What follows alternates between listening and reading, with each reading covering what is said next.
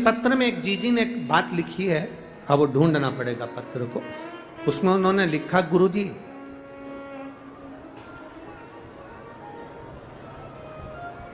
मान लो हम जल चढ़ाते चढ़ाते 2-3 महीने हो गए और शंकर भगवान हमारी नहीं सुन रहे, तो हम जल किस दिशा में बैठकर चढ़ाएं या किस दिशा में खड़े होकर चढ़ाएं? जलाधारी कहां होती है शंकर भगवान की? जम के बोलो जरा सबको, पहले भी कथाओं में बताया। शिव जी की जो ये शंकर भगवान का शिवलिंग है, ये जलाधारी जो पानी बहने का स्थान है, पूरा पश्चिम उत्तर दक्षिण, इसमें से जलाधारी किस ओर जाती है? उत्तर की ओर। कहां जाती है? जम के बोलो जरा, उत्तर की ओर। केवल भारत की भूमि पर एक शिवलिंग ऐसा है जिसकी जलाधारी दक्षिण की ओर है, वो केवल उज्जैनी के कालाधिपति महाकाल बाबा हैं, जिनकी जलाधारी दक्षिण में है। बाकी के दुनिया में जितने आपको शंकर के मंदिर मिलेंगे, जितने शिवालय मिलेंगे, सबकी जलाधारी कहां पर रहेगी? जम के बोलो जरा, उत्तर में। उत्तर की ओर जलाधारी रहेगी, उत्तर में। पूरब पश्चिम में नहीं, दक्षिण में नहीं, उत्तर की ओर जलाधारी रहती है। तो बेटी ने पूछा कि गुरुदेव अगर मान लो हमें जल चढ़ाता चढ़ाता इतना दिन हो गया और बाबा नहीं सुनी रिया, तो हम कई करें? अब उसने तो, बेटी ने तो अपनी भाषा में, राजगढ़ की भाषा में लिख दिया कि हम काई करें। अब तुम बताओ। तो मेरा उस बेटी से निवेदन है, तुम काई मत करो, बस इतना करो कि उत्तर की ओर जो जलाधारी होती है ना, प्रत्येक मंदिर में, ऐसा कोई शिव मंदिर नहीं होगा जिसमें उत्तर की ओर जलाधारी नहीं हो। सब मंदिर में उत्तर की जलाधारी रहती, केवल एक कालाधिपति महाकाल राजा की दक्षिण में, बाकी के सब की उत्तर में।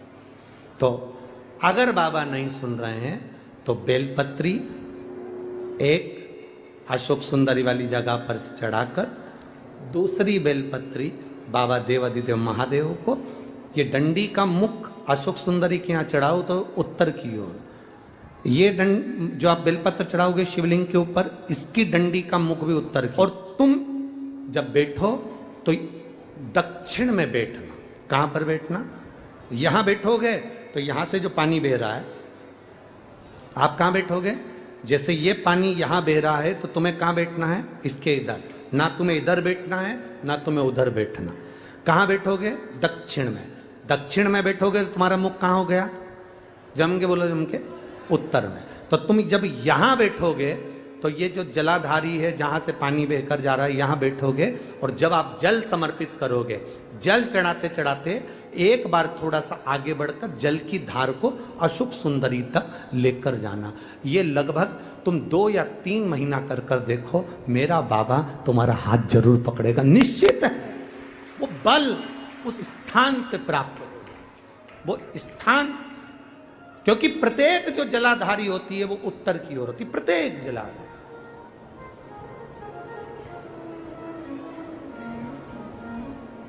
शंभो शरणे घड़ी मांगू घड़ी रे, दुख काटो दया करी ने दर्शन।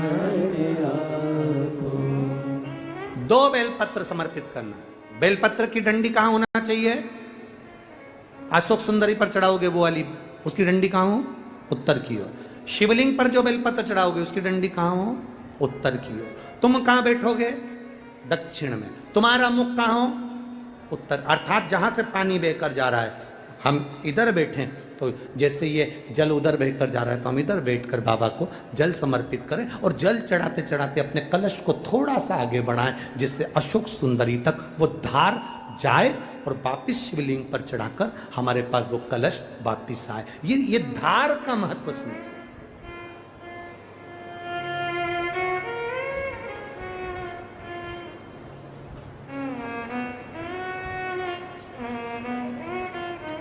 एक बार ये कथा हमने कह दी एक जगह पर, तो किसी व्यक्ति ने पूछा, गुरुजी ऐसा भी होता है कि जल चढ़ाने का भी नियम होता है, यहाँ चढ़ा वहाँ चढ़ा? हमने कहा देखो, एक व्यक्ति वो होता है जो नौकरी में रहता है, नौकरी में रहता है, बैंक में नौकरी कर रहा है, पुलिस में नौकरी कर रहा है, सरकारी नौकरी कर रहा है, स्कूल में नौकरी कर रहा है, तो वो व्यक्ति की जब तक नौकरी रहती है वो कुर्सी पर बैठता है, सिग्नेचर करता है, तो उसकी मानना पड़ती, क्योंकि उसका सिग्नेचर हो गया। और वही व्यक्ति जब रिटायर हो जाता है और रिटायर होने के बाद अपनी कुर्सी पर आके बैठ के सिग्नेचर कर दे, तो उसका सिग्नेचर मायने रखाएगा?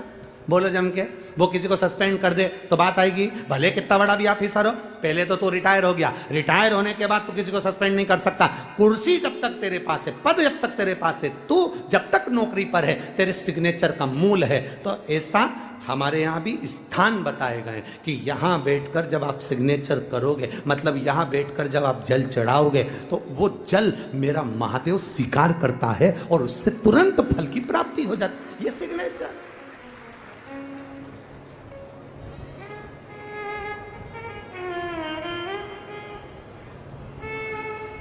आप उस स्थान की मूलता को जानें।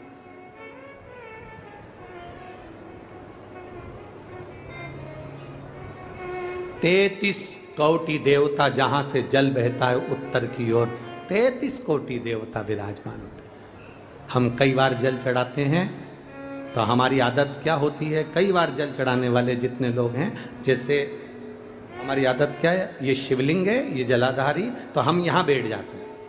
कहाँ बैठते हैं? यहाँ बैठ गए। यहाँ बैठ के हमने जल चढ़ाया। तुम्हें लगता है ना शंकर जी हमारे सामने होना चाहिए, तो हमने यहाँ बैठ के जल चढ़ा दिया। जल चढ़ाया, अब आप चढ़ा तो रहे हो, ठीक है, पर स्थान की मूलता, यहाँ जो कुर्सी है, यहाँ जो स्थान है, उस पर बैठकर कोई प्रधानमंत्री, मुख्यमंत्री, आदि अध्यक्ष, उपाध्यक्ष, विधायक आदि, इसकी जो कुर्सी होती है, कुर्सी साधारण स्थान की मूलता है कि तुम बैठे कहाँ हो। जल चढ़ाते समय, तुम बाबा से कहते समय, तुम्हारी भाव कहां पर है, किस स्थान पर बैठकर आप क्या कह रहे हो। एक व्यक्ति चौराहे पर खड़ा होकर खूब भाषण दे, खूब के, लोग उसकी बात मानेंगे क्या? जम के बोलो जरा, नहीं। और वही व्यक्ति जब किसी व्यास गादी पर बैठ जाए, किसी स्थान पर बैठ जाए, जब वो अपने भगवान की बात करे, ज्ञान की बात करे, तो लोग उसकी बात मानते, थोड़ा बहुत मानेंगे पर मानेंगे जरूर। सबको मालूम है बड़बड़ करे, फिर भी अच्छी जगह पर बैठा, स्थान पर बैठा, उसकी मूलता, उस गादी की मूलता, उस स्थान की मूलता बढ़ गई। बाजार में चाय 5 रुपए की, यहीं से जाओ बाहर, 5 रुपए की चाय, आगे पहुंचे होटल पे 10 रुपए की, और अच्छी होटल पे 20 रुपए की, और अच्छी होटल पे 30 रुपए की, 5 स्टार होटल में 150 रुपए की। चाय वही है, दूध वही है, शक्कर वही है, पत्ती वही है, कप वही है, गिलास वही है, बस चाय की कीमत बढ़ गई। यहाँ थी 5 की, वहां पहुंचे 10 की, और 5 स्टार में 150 की। उसी तरह शिव के आसपास में बैठने की जगह, कहां बैठकर हम कौन सी आराधना करें, कैसे हम महादेव से अपने दिल की बात कर दें, ये जगह की मूलता कर देती है कि तुम्हारी कीमत कहां बढ़ सकती है। किस स्थान से बैठकर हम शिव को जल चढ़ा लें कि शंकर हमारा हो जाए, शिव के भाव हमारे अनंत में हो जाए।